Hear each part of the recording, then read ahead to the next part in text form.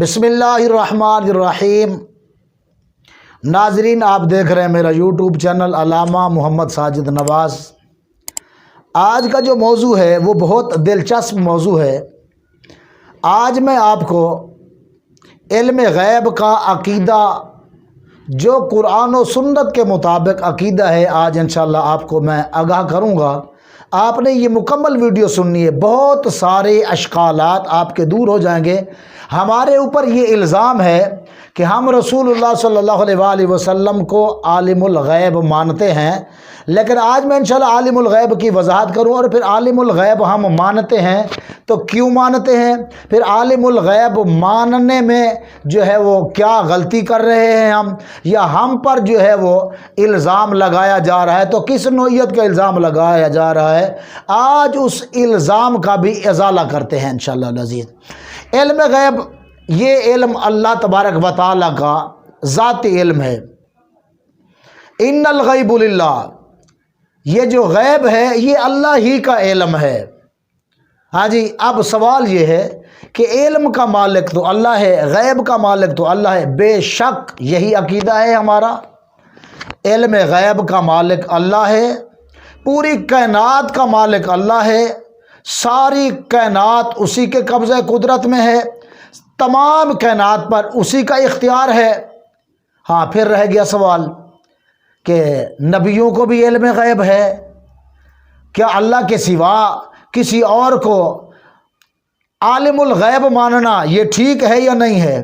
قرآن مجید فرقان حمید کے اندر اللہ تبارک و تعالیٰ نے ارشاد فرمایا ہے، وَمَا كَانَ اللَّهُ لِيُطْلِعَكُمْ عَلَى الْغَيْبِ وَلَكِنَّ اللَّهَ يَجْتَبِي مِن رُّسُلِهِ مَن يَشَاءُ۔ اللہ تبارک و تعالیٰ عام لوگوں میں کسی کو علم غیب نہیں دیتا، اللہ اپنے رسولوں میں سے جسے چاہے علم غیب عطا فرمائے، چن لیتا ہے اپنے رسولوں میں سے۔ یہاں اس آیت مبارکہ میں ایک بات یہ واضح ہو گئی کہ علم غیب کا مالک اللہ ہے، مگر اس اللہ نے اپنے علم غیب کے خزانے میں اپنے نبیوں کو، جن کو چن لیا ہے رب نے اپنے نبیوں میں سے، جسے چاہا علم غیب عطا فرمایا۔ اور سب سے زیادہ اللہ تبارک و تعالیٰ نے میرے محبوب علیہ السلام کو علم غیب عطا کیا ہے۔ ہاں، ذاتی علم، کمال، صفات یہ ساری اللہ کی ہے۔ میرے محبوب کا علم، انبیاء کرام علیہ السلام کا علم ذاتی علم نہیں ہے۔ یہ سب اہل سنت و جماعت کا یہی عقیدہ ہے، یہی نظریہ ہے کہ الحمدللہ میرے رب نے میرے محبوب کو علم غیب عطا فرمایا ہے۔ اللہ کی شان یہ نہیں کہ اے عام لوگوں تمہیں علم غیب دے دے، ہاں وہ جسے چاہے چن لیتا ہے اپنے رسولوں میں سے، اسے علم غیب عطا فرماتا ہے۔ تو جب چنے ہوئے لوگوں کی بات ہے تو میرے آقا صلی اللہ علیہ وسلم، جن کا نام ہے مصطفیٰ، مصطفیٰ کا معنی ہے چنا ہوا۔ ہاں جی، اور کوئی وہ اعلیٰ حضرت رحمت اللہ علیہ، وہ کندھاری پٹھان، او بابا پھر بولیا بریلی شریف تو وہ کہندے کہ اور کوئی غیب کیا تم سے نیہا ہو بھلا، جب نہ خدا ہی چھپا تم پہ کروڑوں درود۔ سبحان اللہ۔ میرے آقا صلی اللہ علیہ وآلہ وسلم کے سامنے تو وہ خالق ہو کر بھی وہ بھی نہیں پوشیدہ ہوا، وہ بھی ظاہر ہو گیا۔ ہاں جی، اس نے بھی اپنا آپ محبوب کو دکھا دیا۔ اور دنیا کی کون سی شے باقی ہے جو میرے محبوب سے پوشیدہ رہ سکتی ہے؟ میرے آقا علیہ السلام کو اللہ تبارک و تعالیٰ نے ما کان و ما یکون کا علم عطا فرمایا ہے۔ یہ علم عطائی ہے۔